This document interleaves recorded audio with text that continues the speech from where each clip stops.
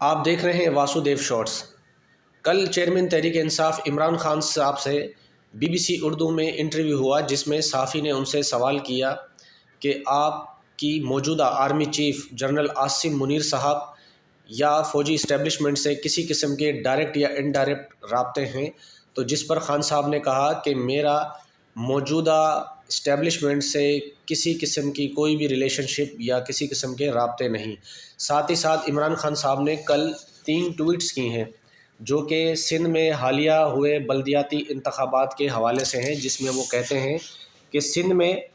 تازہ ترین بلدیاتی انتخابات کے حوالے سے رپورٹس کے بعد یہ واضح ہو چکا ہے کہ پاکستان پیپلز پارٹی آزادانہ و شفاف انتخابات میں یکسو نہیں، بلکہ یہ ووٹوں کے حصول کے لیے طاقت، بلیک میلنگ، پولیس اور پیسے کا بے ذرا استعمال کرتے ہیں۔ اب تو یہ بھی ثابت ہو چکا ہے کہ الیکشن کمیشن آف پاکستان مجرموں کے بسرد اقتدار گروہ اور ان کے سرپرستوں نے EVMs کی راہ میں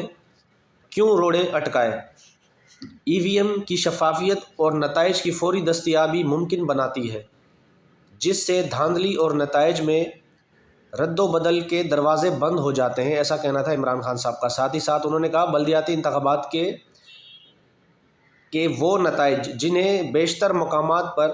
چند گھنٹوں میں ہی سامنے آ جانا چاہیے تھا، کئی روز کی ناقابل فہم تاخیر سے موصول ہوئیں، جس سے بڑے پیمانے پر گڑبڑ کے امکانات ہیں۔ اگر الیکشن کمیشن آف پاکستان، ریاست اور PDM اس قسم کے نتائج چاہتے ہیں تو وہ ملک کو استحکام جو انتخابات کے شفاف نکات سے جڑا ہے کبھی میسر نہیں ہوگا،